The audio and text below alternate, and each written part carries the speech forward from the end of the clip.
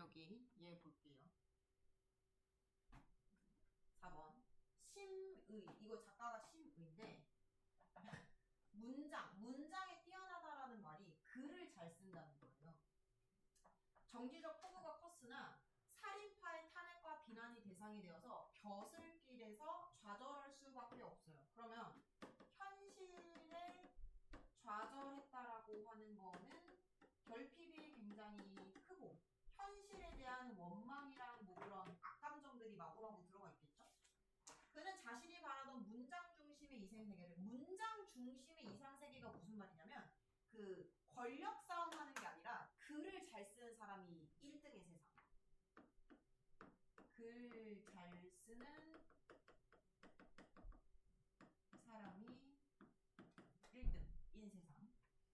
이거를 대관제 목유록을 통해 드러내고자 했는데, 그러니까 대관제 목유록에서는 문장 3개에서 글을 잘 쓰는 사람이 다 1등이고 다 좋은 사람들이야. 그러니까 자기가 이 글을 못 써가지고 좌절된 사람은 아니니까.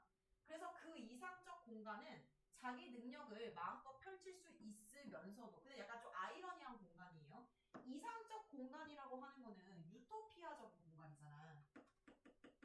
근데 유토피아적인 공간이라고 하는 거는 모든 것이 다 좀 순리대로 흘러가야 돼. 근데 여기에서조차 동조 세력이, 그러니까 적대 세력과 동조 세력이 공존하고요. 시기와 참소를 비롯한 권력의 대립과 암투가 벌어져요. 그러니까 이 공간, 이러한 공간으로 들어가. 그러니까 약간 좀 아이러니한 공간으로 만들어져요. 이렇게 심의가 상상 속의 공간조차 불완전한 모습으로 설정한 것은 현실 세계의 부정적인 모습을 작품에 반영, 그러니까 현실, 정치 상황 반영해서 그것으로 비판의 목소리를 내려고. 그러니까 궁극적으로는 이상 세계를 설정을 했지만 거기에서조차 계속 행복하게 있을 수는 없다는 거지. 실제로 내가 하고 싶은 거 뭐야? 이 더러운 세상. 나의 그거를 못 알아보다니. 이거 얘기하고 싶으니까. 그래서 이걸 머릿속에 집어넣고, 이게 본문이 조금 설명이 좀 부족해요. 보기도 3번이랑 4번이 보기인데 3번은 사실 이거 고3 정도 되면은 03번 누가 몰라요? 몽유롭게 소설, 몽지롭게 소설 그거 다 누가 몰라? 강몽, 현몽 그거 누가 몰라? 이거는 사실상 정보를 주고 있는 게 없고 4번도 많은 정보를 막 주지가 않아요. 조금 더 설명이 좀 디테일했으면 내용 이해하는데 크게 어렵지 않았을 텐데, 그래서 이러한 좀 정보가 친절하지 않은 상황에서 본문을 볼게요.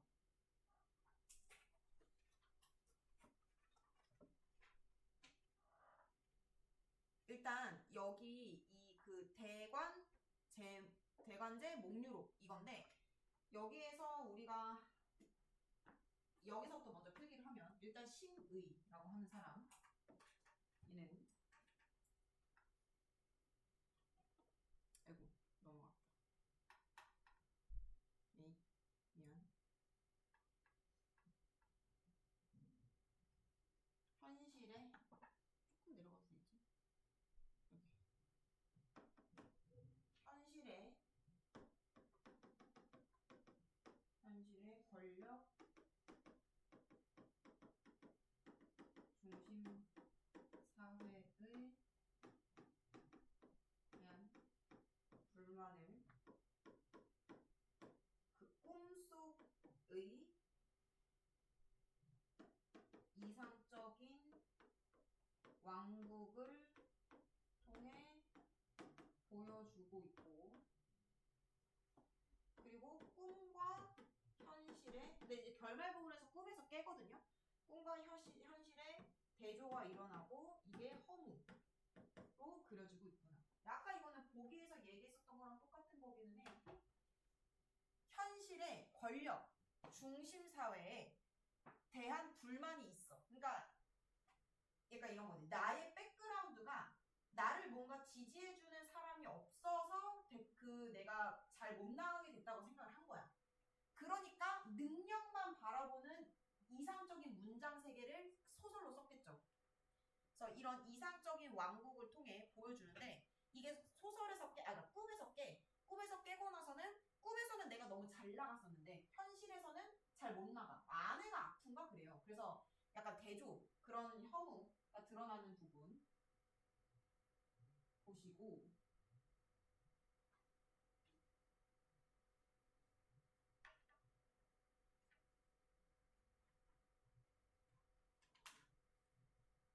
그다음에 여기 이 전체 대관제 목록에서 누구나가 나오냐면 일단 천자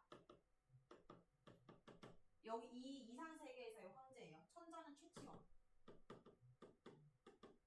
최치원 최고의 천재. 어디 나라 사람이냐? 신라 시대의 사람인데 최치원이 너무너무 약간 그 심이랑 조금 비슷해. 뭐가 비슷하냐면 엄청 똑똑하고 엄청 그 글도 잘 써. 근데 신라 시대 때는 그 골품제가 있었잖아. 그러니까 신분적 한계를 못 넘은 거야. 그래서 최치원이 이거에 대해서 너무 힘들어가지고 당나라로 유학을 가요. 당나라로 유학을 가는데 똑똑한 사람이니까 당나라에서도 졸라 잘 나가. 근데 나가면 뭐해? 중국인이 아니잖아. 한국인, 그러니까 모르겠어. 한국은 아니지. 근데 신라 사람이잖아. 신라 사람이니까 배척을 당한단 말이야. 그러니까 신라에서도 배척받고 당나라 가서도 배척받고 이게 너무 속상한 거지. 그래서 다시 돌아와요 신라로. 그러니까 뭐 그런 이유에서만 돌아온 건 아니고 당시 무슨 신라 이슈가 있었던 걸로 기억을 해요. 그래서 돌아왔는데 내가 이제 나는 공부를 엄청 많이 한 사람이잖아. 유학까지 갔다 왔으니까. 근데 이제 골품제랑 뭐 그런 신분제 그것 때문에 자기의 뜻을 못 펼쳐서 쓴 시조가 있거든요. 막 나의 뭐 해바라기 들어가는 뭐 그런 건데 나의 이런 똑똑함을 도대체 누가 알아주겠느냐 뭐 이런 시를 쓴 게 있어요. 그래서 여기 이 세계관에서의 짱은 최치원이에요. 근데 최치원이라는 이름이 안 나오고 천자로만 나와. 그러니까 학생들이 보기에는 천자가 누구지? 약간 이렇게 생각할 수가 있고. 그 다음에 여기서 수상 을지문덕으로 나오고요. 그 다음에 좌우상은 이규보, 그 다음에 이재현, 그 다음에 대제학은 이색이라는 사람으로 나와요. 그러니까 최치원 신라 사람, 그 다음에 그 이규보랑 이재현은 고려 사람, 얘는 고구려 사람, 신라, 고구려, 고려, 얘도 고려, 이렇게 다 그 시대상이 다 다르지만 우리나라의 전반적인 역사 속에서 글 잘 쓰는 애들을 싹 다 등장인물로 설정을 해둔 거야.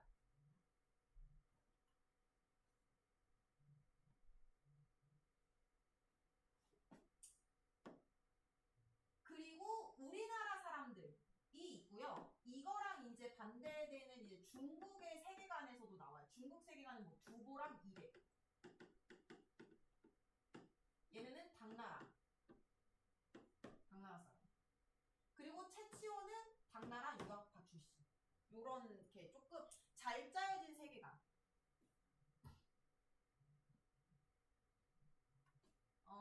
그리고 그렇게 또 뭘 볼 수가 있냐면 이거는 그냥 알아두시면은 좀 그냥 상식선에서 그 너네 한시 알지? 한시.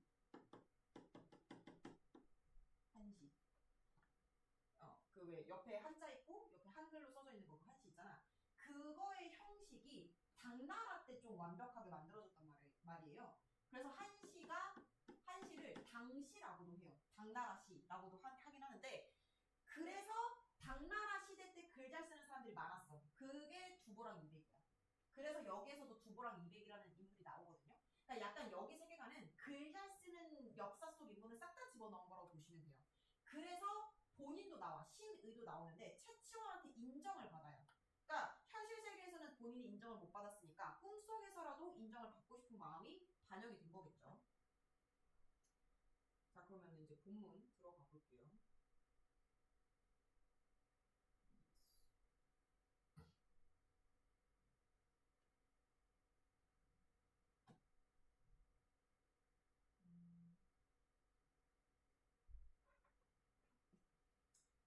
자, 바로 그날 단기가 무슨 말이냐면 혼자 말 타고 길을 떠났다는 거. 뭐 여러 명이서 같이 간다고 말을 떠났는데 다만 첨두노 몇 명만 데리고 첨두노 뭐래요? 두세 별집 몇 명만 데리고 밤낮을 가리지 않고 갔다. 열흘이 채 못 되어 적의 성체로 달려갔어. 근데 이 적이 누구냐면 김시습이에요. 김시습 누구야? 금옷이나 쓴 사람이잖아. 이 사람 김시습 최고의 천재. 3살 때 천장은 다 떼고 시를 적대. 그리고 4살 때 너무 똑똑해서 세종대왕이 부른 거야. 그때 당시 조선에 되게 똑똑하니까. 그러니까 4살 때 세종대왕이랑 같이 뭐 얘기하고 이랬던 사람이래요. 김시습이. 장난 아닌 사람이죠. 적의 성체로 달려갔더니 무기가 햇빛에 반짝이며 세겹으로 에워싸고 있었다. 내가 길을 돋두어 입술을 벌리고 한 번 휘파람을 불었습니다. 그래서 얘가 이긴 거야. 그럼 이 세계관에서는 칼을 잘 쓰는 게 이기는 게 아니라 휘파람을 잘 불어서 이겼다. 이게 조금 좀 재밌는 설정이잖아요. 근데 그 휘파람 이 부분도 이 앞에 부분에 지금 수퉁 말고 이 앞에 부분에는 수록되지 않은 부분에 뭐라고 얘기하냐면 심의가 얘 지금 바로 그날 단기로 길을 떠났다라고 했을 때 얘는 지금 심의예요. 본인이에요. 본인이 길을 떠난 거야. 한번 휘파람을 불었다라고 했을 때 그 수록되지 않은 부분에서는 심의가 뭐라고 그러냐면 무기는 상서롭지 못하다. 무기는 아름답지 않다. 그래서 저는 쓰고 싶지 않다. 이렇게 얘기하는 장면이 나와. 그리고 이 세계관에서 왜 하필 휘파람을 했을까라고 하면은 이거는 이제 입으로 하는 거잖아. 그러니까 문장이랑 좀 연결이 되어 있는 것 같아. 칼 혹은 뭐 검 이런 걸로 싸우는 세계관이랑 차등을 두려고 휘파람이라는 설정을 만든 것 같고, 자, 휘파람을 불렀더니 적은 용기를 잃었고 2번 불었더니 10,000명의 기병이 북쪽으로 달아났다. 그래서 이게 점점 멀어지자 채색구름이 자욱하게 가리었고 난세와 봉황도 비현실적 소재예요. 그러니까 실제로는 없는 동물. 비현실적인 소재.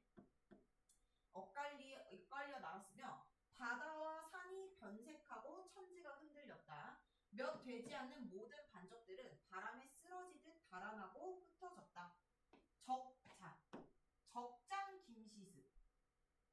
적장 김시습은 두 손을 앞으로 묶고 투항하며 말했다. 그런데 여기서 왜 하필 김시습이 적으로 설정이 되었는가를 생각하실 수가 있는데, 김시습도 글 되게 잘 쓰잖아. 금옷이나 쓸 정도고. 그리고 김시습이 쓴 그 수필 같은 거 여기 그 수록특강에 수록되어 있거든요. 어디 수록되어 있냐면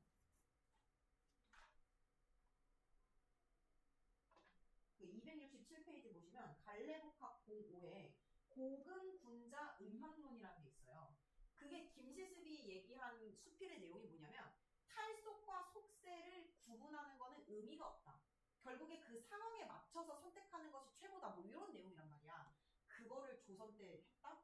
개똑똑한 거지. 근데 왜 이 사람은 적으로 설정을 했냐면 아마 이런 거 같아요. 그러니까 쉽게 말하면 그거야. 얘네 있지. 최치원, 을지문덕, 이규복, 이색 얘네들은 약간 정통파 얘고 이 사람들이 보기에 김시습은 MG야. 그래서 이 사람을 그 적으로 설정을 한 것 같아. 형식을 좀 많이 깨트린 시를 썼다라고 판단을 했던 것 같아요. 그래서 이 김시습을 적으로 설정을 했는데 그 이유는 이 세계관에서는 문국의 경계 바뀐 살림에 거처해요. 그래서 문국의 질서를 위협하는 존재. 그리고 또 이제 실제로 뭐 이런 얘기도 있어요. 유교적 정통성에서 벗어나 유교적 정통성에서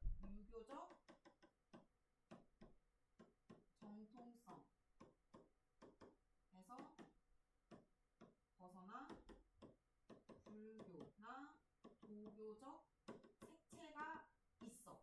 이생규장전이나 뭐 이런 것도 보면 막 귀신이랑 살아가고 이러잖아. 그런 게 너무 파격적이라는 거지. 그래 이런 늙은 어르신들이 보기에 형식하고.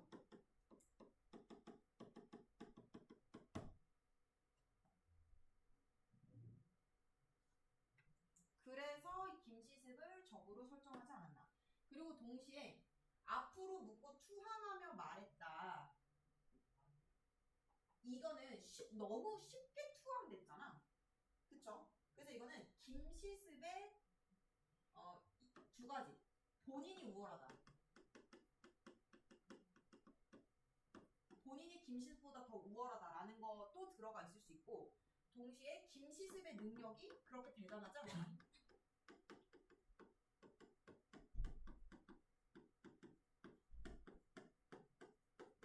요런 느낌. 그러니까 이런 표현을 썼겠지. 너 뜻밖의 문단에 노장 신공. 신공이 누구겠어? 신의지. 본인.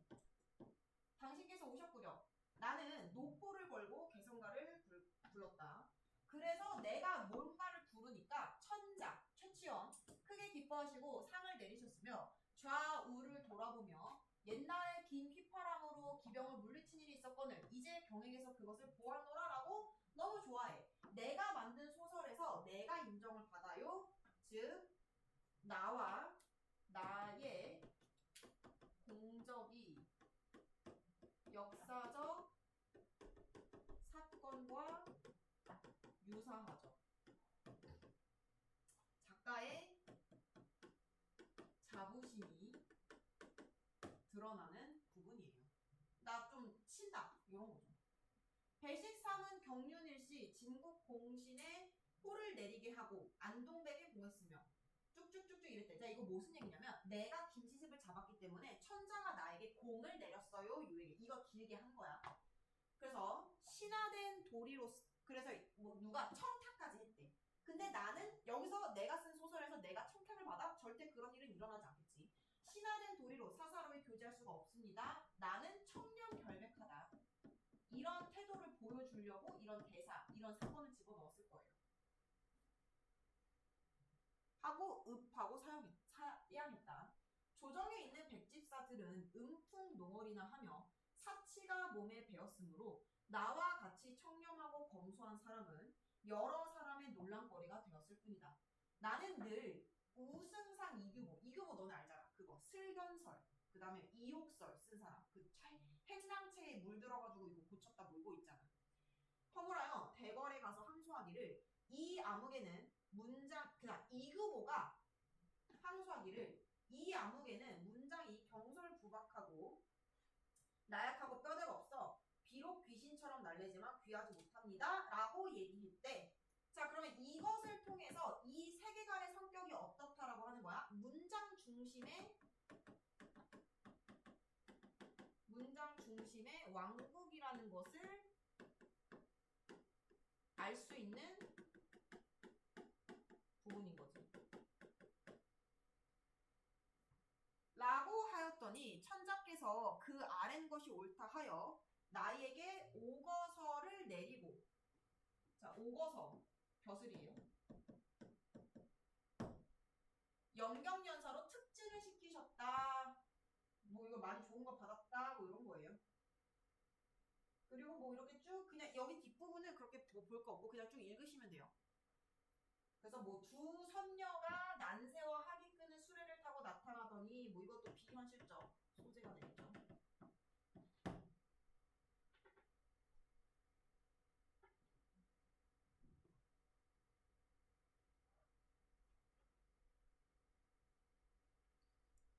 자, 삼정승과 신하 몇 명이 겨우 중간층에 이르렀으나 다리가 떨며 두려워서 엎드려 한 사람도 시종을 하지 못했다. 내려다보니 뭐 이거 쭉 그냥 여기서 그냥 읽으세요. 그 다음에 여기서부터 읽을게. 두 천자는 문장으로 300편의 유작이 있고 따르는 신하와 제자로는 한유, 유종원, 소식, 황정견 등의 뛰어난 인물들이 있어 감히 당할 수가 없다. 하면서 하물며 여러 신하 중 한 사람이라도 이들과 같이 재능이 있는 자가 있는가? 즉 이거는 중국에 견줄만한 문장 실력을 갖춘 인재가 드문 것에 대한 안타까움으로 작용할 거고, 며칠이 지나 낮 시간을 마치고 천자께서 정색하고 불쾌한 표정으로 글을 하나 보라고 하셨는데 그게 뭐냐면 한림 선생이 나를 탄핵하는 상소문이었다.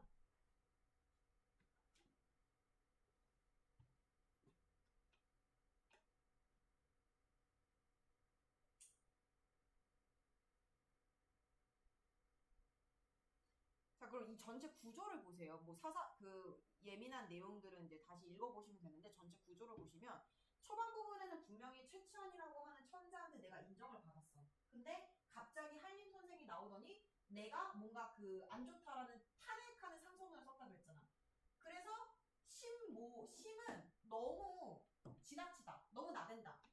그래서 어떻게 옛날 직분으로 돌아가라고 하면서 그 직위를 박탈당한단 말이야. 그래서 얘가 막 엉엉 울다가 잠에서 깨거든요. 그래서 이 부분을 통해서 왜 잘 나가다가 갑자기 이렇게 될까를 생각을 해본다면 이 부분, 일단 이 부분. 초목의 산하를 함부로 침범하지 마시오. 조물이 공을 꺼리는 것이 있어. 경애첩인 옥라는 다시 집안 살림을 맡게 되어 4명을 기다리게 되었소. 이게 무슨 말이냐? 권위를 넘어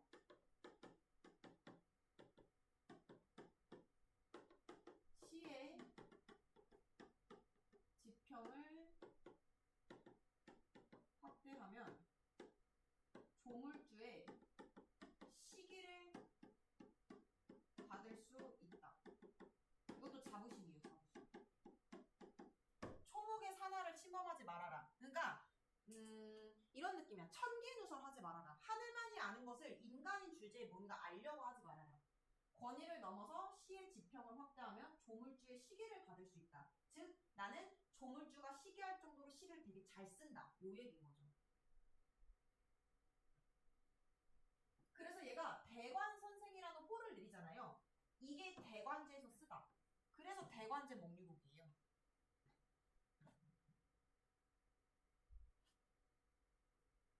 그래서 막 울고 머리 부딪히고 엉엉 울고 막 이래. 배가 칼로 찌르듯 아파 갑자기 깨버리니 부풀어 올랐고 병든 아내가 곁에서 앓는 소리를 할 뿐이었다. 딱 그럼 내가 꿈속에서의 세계관에서는 나 진짜 잘 나가는 사람이었는데 깨고 나니까 현실이 너무 안 좋잖아. 그거랑 대조되고 있으면서 이게 결국에는 뭘 나타내는 걸까 연구해보니까 1. 문장 완공일지라도 그러니까 아까 말했었던 유토피아로 설정을 해준 거잖아요. 유토피아로 설정을 해뒀을지라도 완벽하지 않다. 그 다음에 현실의 정치 메커니즘이 반영이 됐고 3. 4번의 복이랑 연결해서 그 1번이랑 연결되죠. 대립과 암투가 있음을 비판하는 거. 이면서 4번 이건 그거 같아. 그러니까 얘가 뭔가 거기서 계속 살 수는 없잖아. 꿈에서 깨야 하는 장치가 필요하잖아. 그래서 현실로 돌아오기 위한 장치로서 역할을 했다는 거지. 그래서 대관 선생이라는 호를 내렸고 대관제에서 썼잖아요. 연결